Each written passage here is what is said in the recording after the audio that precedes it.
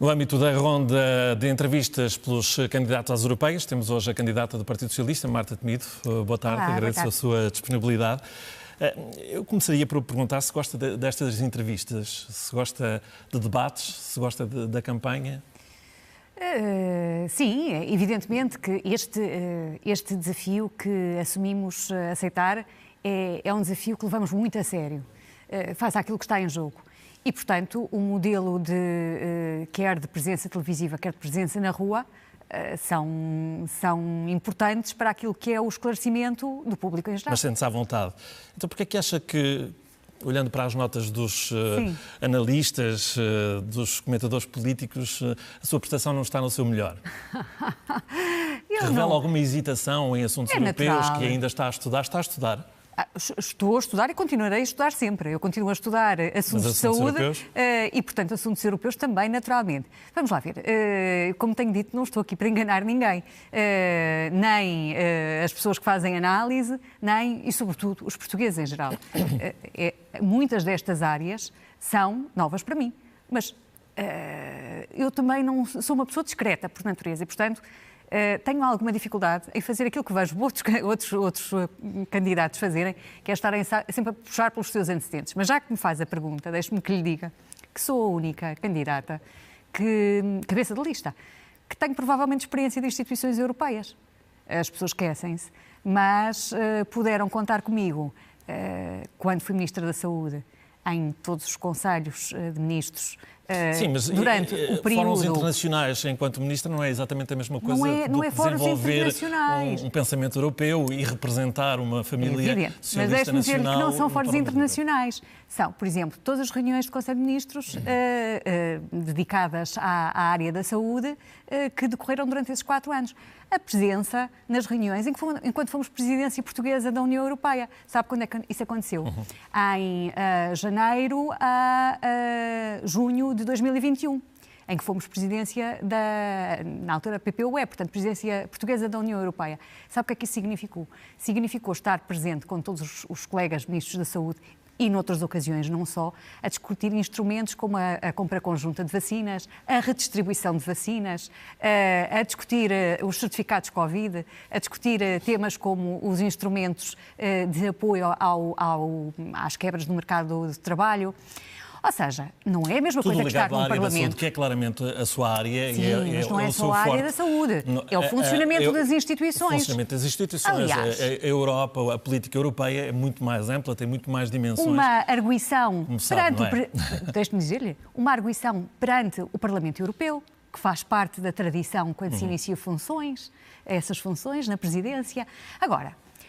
Mas claramente que o Partido Socialista tem muito em consideração, considera que é um grande ativo por essa experiência que tem. Mas eu não tenho preocupação em ser um ativo grande ou pequeno. Eu tenho preocupação com o meu projeto político. Mas claramente é vista como um ativo pelo Partido Socialista, desde logo porque foi escolhida para as europeias e desde logo porque andou 1 ano e meio a trabalhar a sua candidatura para a Câmara de Lisboa, que o PS também queria apostar.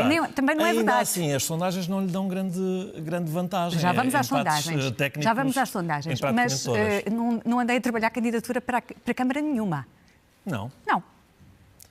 Todas as notícias que saíram sobre si no último ano eram sobre o trabalho que estava a desenvolver. Posso brincar? Claro que sim. Nós damos às notícias a importância que damos. Vamos lá ver. Já ninguém utiliza só uma fonte noticiosa para formar a sua opinião. Isso faz parte dos meios onde vivemos. Mal de nós que temos alguma participação na vida pública, se estivéssemos todos os dias a contrariar... Mas, Marta Temido, quando temos mais do que 10 pessoas ligadas ao Partido Socialista, quando começa a ser voz corrente que vai ser a candidata para a Câmara de Lisboa, isso passa a ser um facto, porque nunca foi desmentido, na verdade, não é? E foi alguma vez confirmado? Não foi. Mas então vamos seguir em frente. Sim, sondagens. Bom, há sondagens que dão um partido com um ponto à frente, outras dão outro. O que é facto é que estamos perante uma situação que aparenta um empate técnico, um impasse e a possibilidade de quer um partido, quer outro, terem a primeira posição. E aquilo que me parece que é muito importante nós discutirmos e aproveitarmos para referir nestes tempos que aí vêm é quais são as diferenças entre estes projetos. E elas são muitas. O projeto... Eu queria dizer o seguinte. Em primeiro lugar, penso que poucas eleições nas nossas vidas tiveram tanta importância como estas eleições que vamos ter para o Parlamento Europeu, por aquilo que está em jogo. Porque está mesmo em jogo o projeto europeu e estão mesmo em jogo diferentes visões da Europa. E está é por isso que eu estou tão empenhada... uma espécie de segunda volta às eleições aqui nacionais? Está muito mais do que isso em jogo. É que essa perspectiva de análise é, na minha opinião, redutora. Mas há esse risco, não há, de haver mas é isso que é importante explicar aos portugueses. Não é isso. É mais grave do que isso. Então, porquê é que as suas prioridades foram, por exemplo, alguns temas que são temas relevantes neste momento na discussão política nacional, na sociedade portuguesa, como a habitação, como a saída de jovens para o estrangeiro, que não são propriamente discussões europeias, porque... Engano. Peço desculpa. Engano. A Europa não tem... A Europa é aquilo que nós quisermos fazer dela. E aquilo que nós queremos fazer dela é um projeto social, um projeto para os jovens, um projeto que não é só um projeto económico, um projeto distante, um projeto burocrático. Nós não queremos só olhar para a Europa como um sítio de onde importamos leis. Nós queremos exportar para a Europa a nossa visão de como é que as sociedades se devem desenvolver. E por isso é que estes projetos são tão distintos. Por isso é que nós Mas acha que deve ser a Europa que define políticas de habitação, por exemplo? Não acho que deva ser, nem é. Deve ser a Europa que defende... Não acho que deva ser, nem é. Mas acho que a Europa... políticas de saúde, políticas de juventude. Se a Europa quer ser de saúde, claro. Então, isso eu até acho que essa é uma borla que nos está a dar, porque estava a falar de uma área onde ainda hoje houve um balanço apresentado pela Comissão sobre o trabalho que foi feito nos últimos 4 anos na construção daquilo que é a União Europeia da Saúde. Mas eu não vou entrar para a saúde para não pensarem que estou a jogar em casa. Mas pode entrar, porque claramente se percebe que a União Europeia tem respeito pela independência política de cada Estado de seguir as suas políticas em todos os níveis. Mas não é isso que está em causa. Saúde ou noutras. Mas não é isso que está em causa. Então. O que está em causa é uma abordagem comunitária, europeia, de alguns problemas que hoje são problemas que afetam todos os europeus e que não se reconduzem à simples disponibilização de uma resposta. Essa compete aos Estados-membros, sim senhor. A questão é a visão que está por trás dessa resposta. E ainda hoje a comissária Elisa Ferreira dizia hoje ou ontem numa entrevista que nós na Europa não tínhamos uma questão só de fundos, tínhamos também uma questão de políticas. E é disso que estamos aqui a falar. Se nós queremos fazer prevalecer uma determinada linha de desenvolvimento da Europa, temos que ter algum cuidado na forma como fazemos as nossas escolhas. Repare, falar de defesa. Claro que temos que continuar a fazer a defesa da Europa hoje mais do que nunca, porque o contexto geopolítico mudou. Mas isso não nos pode fazer descurar aquilo que são as políticas de coesão. Isso não nos pode fazer descurar aquilo que é a necessidade de investimento, por exemplo, na área da habitação, que parece muito engraçado, há uns tempos atrás, quando o ex-primeiro-ministro António Costa pôs o tema da habitação como um tema europeu, quase que foi, menorizado na sua abordagem, um sinal de falhanço. Hoje, as políticas de habitação fazem parte, não é do nosso manifesto, é do manifesto dos socialistas europeus às eleições europeias. É do manifesto de todos os países que têm esse problema e neste caso são quase todos. Então como é que nós queremos que a Europa seja significativa na vida das pessoas? Mas não pode ser, pergunto eu, se pode ser uma política europeia a definir a estratégia para combater o problema em cada país.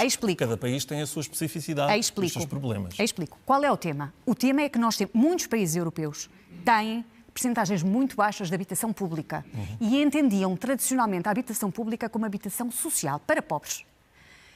Não só essa percentagem de habitação pública, que no nosso caso não chega a atingir 2% e que na média dos países da União Europeia ronda aos 11% e nos melhores situados está na casa dos 20 e poucos %, tem de ser aumentada para nós aumentarmos a oferta, como efetivamente isso exige que haja um esforço de investimento, como houve noutras áreas, para guarnecer essa resposta pública. Vamos lá ver, não é a questão da política propriamente dita, é a questão do esforço para a harmonização de uma resposta, para conferir maior coesão e maior coerência a uma determinada resposta. Mas não acontece na realidade. E isto leva-me a outra questão, outra das críticas, além de, há pouco referi à hesitação que têm nestes assuntos europeus, mas outra das críticas tem a ver com a incoerência e às vezes em matérias como os discursos humanistas e defesa do pilar europeu dos assuntos sociais, que não coincide exatamente com aquilo que defendem os restantes socialistas europeus, é o que foi aprovado pelos restantes socialistas europeus. Estou-me a referir, desde logo, ao Pacto Europeu para as Migrações, que, como sabe, os socialistas não aprovaram exatamente aquilo que defende. Olha, eu não sei o que é pior, se é dentro da família dos socialistas europeus existirem algumas perspectivas diferentes nas quais não nos revemos e nas quais os socialistas europeus não se revêem, estamos a falar da Dinamarca, concretamente, ou se é um determinado partido político, como é a AD, não se rever na sua família política. Em termos de incoerências, acho que então, é uma discussão muito interessante. Agora, deixe-me dizer... Vai ser a sua abordagem no Parlamento Europeu? Se a posição é diferente do seu grupo parlamentar... Não é a minha que é diferente. Então. Eu vou repetir, porque ontem diziam-me que eu não me fazia entender, eu vou insistir no tema. Não sei o que é pior. Se é haver, como parecem estar a referir, partidos que estão inscritos na família europeia dos socialistas, como é o caso de um dos partidos que forma o governo da Dinamarca e que tem uma posição muito específica sobre o tema das migrações, ou irem determinadas forças políticas a eleições, como é o caso da AD, que não se revêem naquilo que diz a sua família política. Aí é que eu ficaria preocupada. Vamos ter o quê? Uma resposta cá dentro e outra resposta lá fora? Mas a Marta Temido acredita numa política de ricos que pagam para não ter imigrantes. Acredita Isso não está escrito. Não está escrito? Não está. E eu peço imensa desculpa, mas às vezes nós temos que ir ler os atos legislativos em vez de todos começarmos a repetir as mesmas coisas. O que está escrito é que há um Fundo Europeu de Solidariedade para o qual tem que haver uma contribuição de 600 milhões de euros. E essa contribuição é feita pelos Estados. E está escrito que cada país tem, que os vários Estados-membros têm uma obrigação de receber, podem receber até 30 mil pessoas que precisem de recolocação. E, portanto, há uma relação entre estes dois valores e entende-se, está a ser lido, que há aqui uma transposição para um pagamento. Mas isso não está escrito no Pacto. Agora, deixe-me dizer-lhe uma coisa. O Pacto tem muitos aspectos que nos preocupam muito. Houve eurodeputados do Partido Socialista Português que votaram contra este pacto. Nós estamos bem conscientes daquilo que ele tem em termos de riscos, mas acha que se ele fosse um pacto que a direita quer, o Sr. Geert Wilders dos Países Baixos tinha dito agora, depois de conseguir lá formar o novo governo, do qual ele não vai ser primeiro-ministro, que uma das suas prioridades é revogar este pacto. Se ele fosse absolutamente negativo para aquilo que é uma perspectiva possível, face a um tema tão fraturante como é o tema das migrações, acha que esta era a prioridade? Nós temos na Europa... Não sei, nós temos na Europa, já sei o que acha. Nós temos na Europa visões tenho muitas dúvidas relativamente a isso, mas quem sou eu? Nós temos visões na Europa muito distintas sobre o fenómeno das migrações.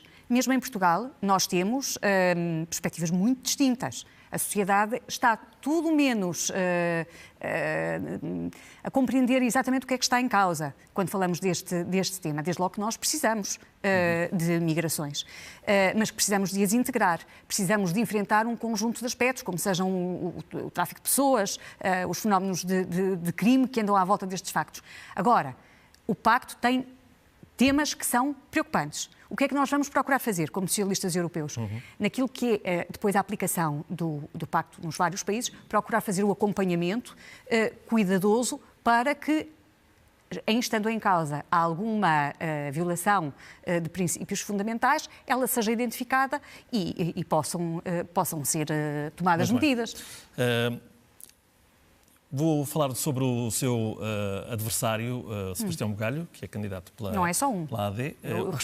O principal, há pouco falou dele, porque estavam empatados tecnicamente nas sondagens, é o principal, como bem sabemos. É acusado de ser independente. Não é o principal. Ideia, ou não? O meu principal opositor é o partido Chega. Muito bem. Se queremos pôr as coisas assim. Mas estava-lhe a perguntar sobre Sebastião Bugalho, quem está empatada nas sondagens. Em algumas sondagens. Em algumas sondagens, pronto. E noutras está até atrás. E noutras estou até à frente. E noutras está à frente. Pronto. Muito bem. Acha que ele é inexperiente, como tem havido uma série de queixas relativamente a ele? Eu não faço observações sobre os outros candidatos que os partidos decidiram apresentar. E acho até isso pouco relevante. O que nos distingue são projetos políticos. não são as pessoas. Tenho respeito... Então essa é a sua resposta também para a inexperiência da lista do grupo de candidatos que o Partido Socialista apresenta às europeias, porque nenhum deles tem experiência como eurodeputado. Eu peço-lhe desculpa, mas tenho mesmo que lhe dizer que é mentira. Então Francisco Assis. Como eurodeputado? Sim. 2 mandatos. E os restantes? Os restantes têm experiência. Olha, a Ana Catarina trabalhou no Parlamento, mas noutras funções, no Parlamento Europeu, mas noutras funções, e a nossa candidata Isilda Gomes tinha assento até há pouco tempo no Comitê das Regiões. Havia essa necessidade de renovar totalmente... Era para chegar a essa pergunta. Isso é uma questão de escolha política. A experiência de grande parte da lista enquanto eurodeputado. Mas, então, chegámos à conclusão que há um elemento que tem 2 mandatos. 2 mandatos, sim. E depois os outros elementos têm outras experiências noutros locais e, quanto às questões das organizações das listas, essas são escolhas dos partidos políticos. Eu compreendo que sejam comentadas, mas não faz parte da minha função. Mas não fragiliza a lista? Não me parece que fragiliza a lista. Claro que a lista tem pontos positivos, tem pontos negativos e nós temos que tentar maximizar uns e corrigir os outros. Mas isso faz parte da vida.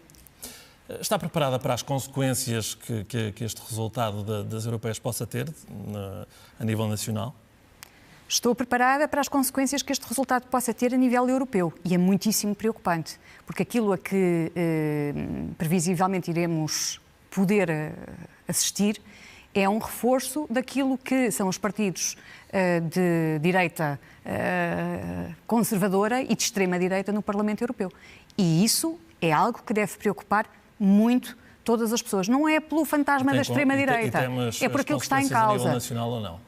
Claro que isso tem um impacto, porque o que se passa na Europa não é uma discussão sobre assuntos mais ou menos cinzentos, vagos e indeterminados, como se parece querer fazer crer quando se diz que habitação não é tema europeu e que saúde não é tema europeu, e energia não era tema europeu, como agora já é, e defesa era tema nacional, agora estamos todos a discuti-lo.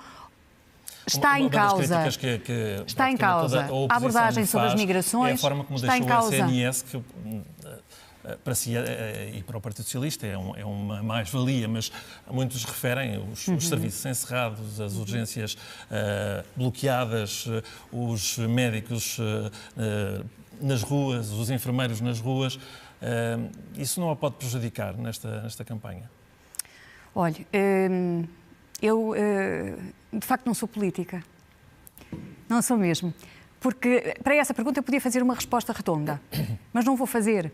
Preocupa-me, porque eu, na minha base profissional, sou administradora hospitalar, acredito no SNS, fiz o melhor que podia, acho que fizemos todos o melhor que podíamos, mas temos a noção que o SNS, sendo uma resposta fabulosa da nossa democracia, não é uma resposta perfeita.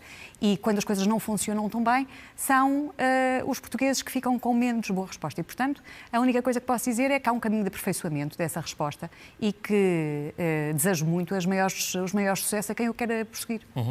Nós estamos no dia em que foi substituído, foi nomeado um novo CEO do SNS. Ouvimos a Ministra dizer que foi por uma questão de currículo que foi feita esta substituição. Parece-lhe um bom argumento? A Sra. Ministra saberá. Eu já tive a oportunidade de dizer, porque havia comunicação social numa iniciativa que tivemos hoje de manhã, em Abrantes, que desejo as maiores felicidades e os maiores sucessos ao novo diretor executivo. Acho que este é um projeto demasiado importante para nós o podermos politizar. Aliás, o professor Fernando Araújo, hoje de manhã, também a ser ouvido na Comissão Parlamentar de Saúde, disse isso mesmo. E é mesmo isso que desejo que aconteça. E achou normal a forma como decorreu esta despedida? Ontem ele foi entregar o relatório que tinha sido pedido imediatamente após a tomada de posse da Ministra. Não estava lá a Ministra para o receber. Achou razoável todo este processo? Eu francamente, acho que essas circunstâncias só a eles dizem respeito. Terceiros podem fazer leituras mais diplomático, menos diplomático, mais correto, menos incorreto, mas só eles dizem respeito. Portanto, agora há condições para que seja feita colegas. Tal forma prometida. A senhora professora Ana Paula foi presidente de um conselho de administração de um hospital e reportou ao senhor diretor executivo que agora a vida é assim. acho que nós também temos que perceber que a vida é assim. Isto também nos ensina alguma coisa sobre a forma de lidarmos uns com os outros. Muito bem. Agradeço a sua disponibilidade. Agradeço também o medicamento que me deu para a garganta. Mas atenção que não foi prescrição médica. Não foi. Muito obrigado. Uma boa tarde. Muito obrigada.